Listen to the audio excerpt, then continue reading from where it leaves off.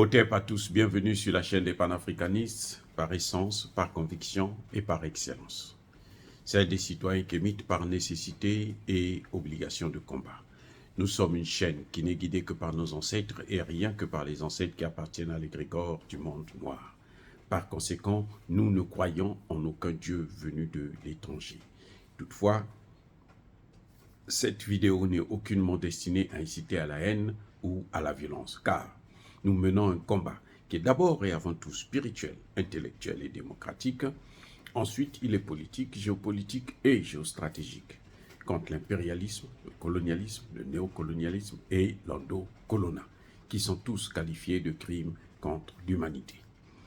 Nous menons ce combat sur la base du principe fondamental que nous avons hérité de nos ancêtres kémites, qui est celui de la Mahat, c'est-à-dire solidarité, vérité et justice.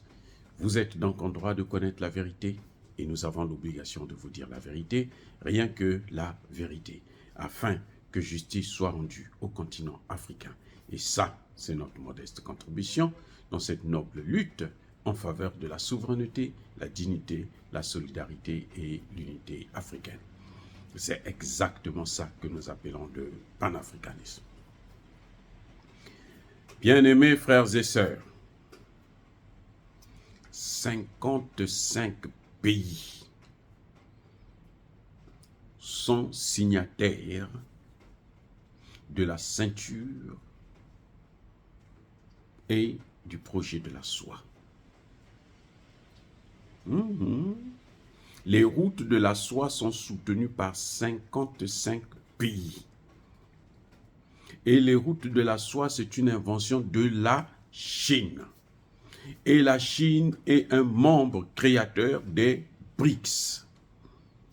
Et les BRICS sont l'opposé, ah oui, de l'OTAN, du G7, du G20, de l'ONU. Je répète. Parce que l'ONU, dans son fonctionnement, c'était toujours les puissances occidentales qui dictaient la loi à l'ONU. Quand les États-Unis disaient « voilà comment ça va se passer », tous les pays se pliaient. Maintenant, ce n'est plus le cas. C'est pour ça qu'il y a une paralysie totale. Et nous allons vers la disparition même de l'ONU. Parce qu'ils sont à 155 États. Mais quand ils vont arriver à 180, 190, mais c'est l'ONU qui a disparu. Parce que là, les 105 pays qui soutiennent la route de la soie, ce sont des pays qui sont des potentiels membres des BRICS. Et oui, parce que vous êtes avec la Chine. La Chine, c'est le moteur même des BRICS. La Chine et la Russie. Donc, quand vous faites partie, vous êtes avec la Chine, ça veut dire que vous avez un pied dans les BRICS. Et plus il y a des États qui adhèrent aux BRICS, plus les Nations Unies vont disparaître. Plus l'OTAN ne va plus se faire entendre. D'ailleurs, l'OTAN ne s'est jamais fait entendre parce que l'OTAN, c'est la violence, c'est la guerre, c'est le bras armé des Nations Unies. Donc, on est en train de partir vraisemblablement vers la fin, la disparition complète de l'Organisation des Nations Unies. On est en train d'aller vers la perte d'influence. On est en train d'aller vers l'imposition du monde multipolaire. C'est-à-dire que c'est inévitable. On peut faire tout ce que l'on veut, on ne peut plus reculer. On va vers un monde multipolaire. Le monde unipolaire, là, commandé par les États-Unis, là, c'est maintenant un leurre. Même en Afrique, là où ils sont en train de continuer à mettre le paquet pour détruire nos pays, pour contrôler, dominer, comme ils le font au Congo démocratique.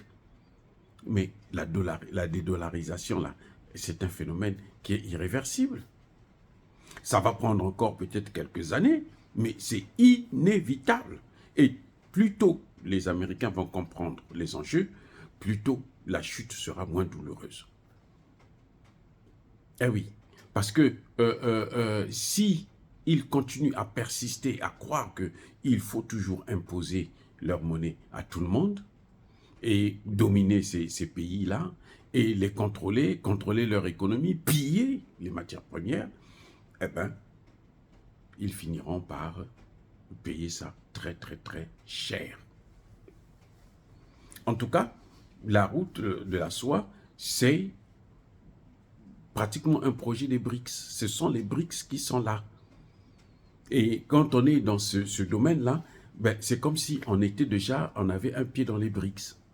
Et lorsqu'on a un pied dans les BRICS, là, les Nations Unies, surtout l'OTAN, n'a plus d'influence sur vous.